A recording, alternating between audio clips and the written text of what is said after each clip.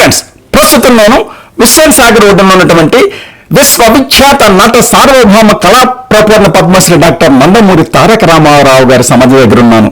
మరి ఆ మహానుభావుడు తెలుగు చిత్రసీమలో వచ్చినటువంటి తొలి రోజుల్లో ఆయన యొక్క చిత్రం ఈ విధంగా ఉండేది. ఎంత అందంగా ఉండేవారు ఆయన.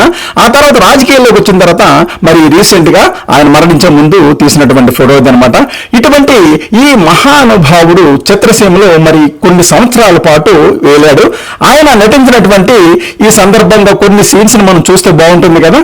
మరి 1955లో రిలీజ్ అయిన మిస్సెల్ సినిమాలో రాబోయి చందమామ పాట ఆయన నటన ఈ రోజుకి అందరి మనసుల్లో మరి నిలిచిపోతుంది.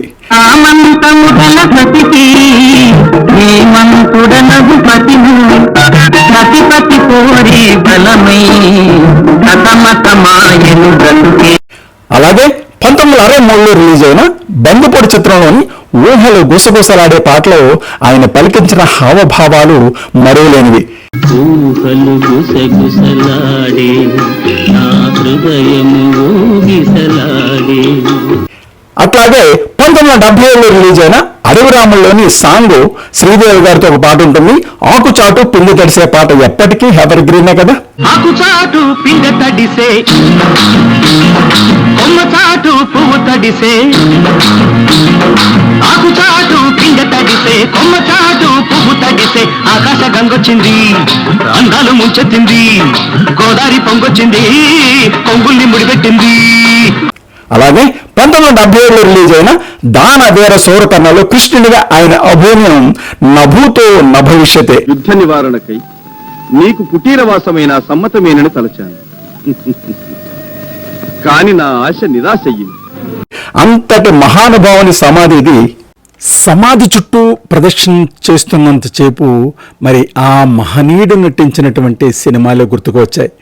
ఆయనకి ఇచ్చినటువంటి పాత్ర ఏదైతే అది అందులో పరకాయ ప్రవేశం చేసి మరి జీవించేవారంటే మరి అతిశక్తి కాదు కదా. ఆయన ఒక జానపద చిత్రంలో నటిస్తే ఆ విధంగానే ఉండేవారు. అలాగే పౌరాణికం, ఇంకా పౌరాణికంలో అయితే శ్రీరాముడు కానీ, శ్రీకృష్ణుడు కానీ, అర్జునుడు కానీ, భీముడు కానీ, దుర్యోధనుడు కానీ ఎవరైతే ఆ క్యారెక్టర్లో ఒదిగిపోయేవారు అనమాట. ఇక సాంఘిక సినిమాలు అయితే ఎంతో రొమాంటిక్గా నటించేవారు. మరి అటు సావిత్రితోటి, జమిని గారితోటి ఎన్నో సినిమాలు ఆయన ఎంత అద్భుతంగా నటించారో కదా.